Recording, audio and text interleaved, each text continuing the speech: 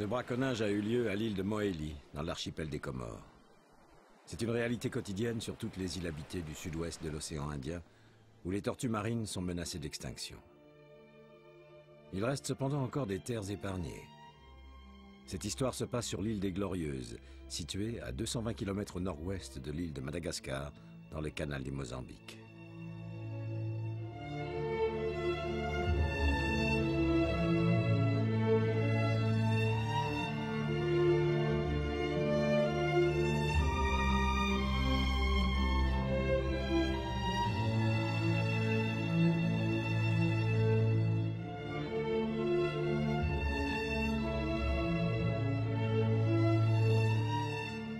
Poussière de corail perdue au milieu de l'océan Indien, les Glorieuses sont des îles françaises qui appartiennent à l'archipel des îles Éparses. D'une largeur n'excédant pas 3 km, la Grande Glorieuse est constituée exclusivement de sable corallien. Sa plus haute dune culmine à une dizaine de mètres. L'île est entourée d'un vaste lagon qui s'étend sur 16 km. La Grande Glorieuse n'a été habitée et exploitée que pendant quelques années.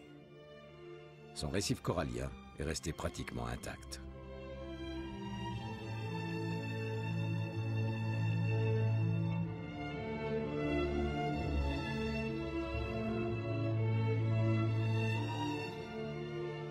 Au milieu de cette vie intense, un reptile a traversé les océans pour revenir sur l'île où il est né. C'est la tortue verte Chelonia midas.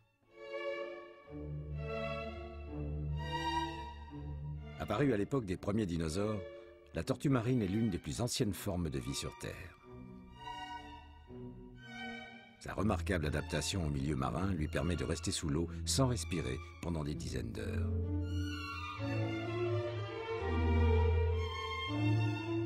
Parfaitement camouflées dans le corail, ces tortues vertes attendent que le soleil se couche sur les Glorieuses.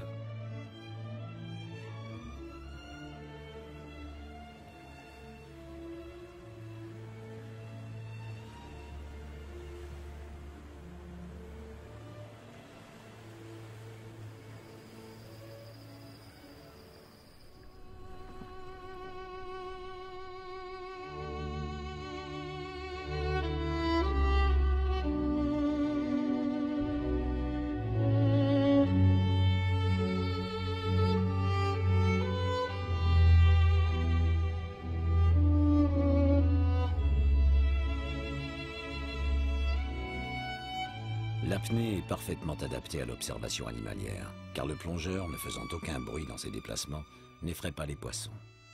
Une raie africanus, espèce pratiquement inconnue, disparue des îles voisines, se laisse approcher sans crainte.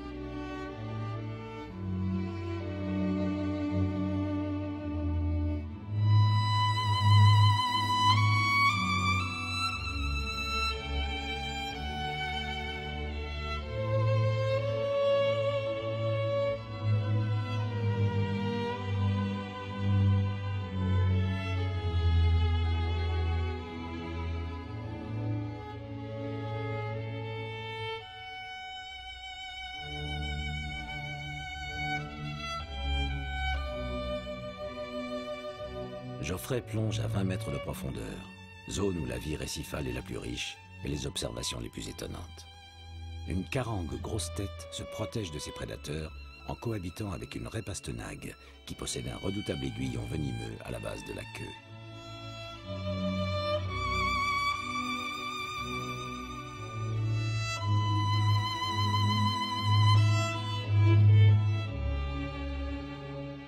Un vieux mâle bâille avant de quitter sa grotte. Les observations ont révélé que le récif servait de lieu de repos et de reproduction. Mais les tortues ne s'y alimentent pas. Exclusivement herbivores à l'âge adulte, elles se nourrissent pendant de longues périodes sur des prairies marines situées souvent à des milliers de kilomètres de leur site de reproduction. Quand elles viennent pondre aux Glorieuses, elles vivent sur les réserves de graisse qu'elles ont accumulées.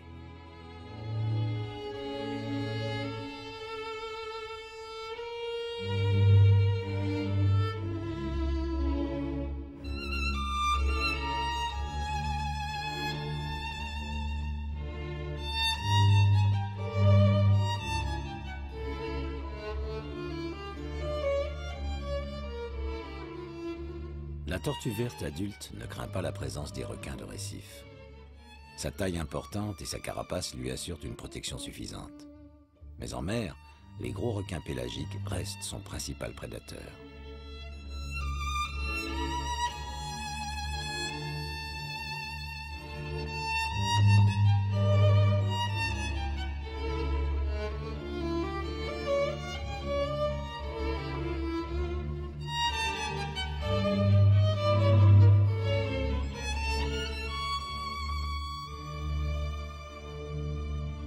Les poissons nettoyeurs existent sur tous les récifs du monde.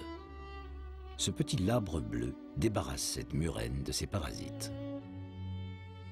La tortue verte profite également des poissons nettoyeurs. À un endroit précis du récif, les algues qui poussent sur sa carapace sont nettoyées par les poissons chirurgiens et les poissons demoiselles.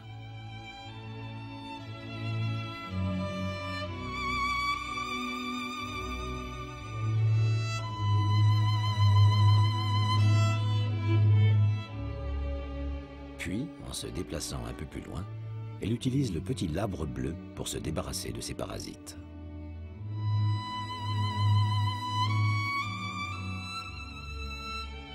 Le rémora est sans doute le plus malin.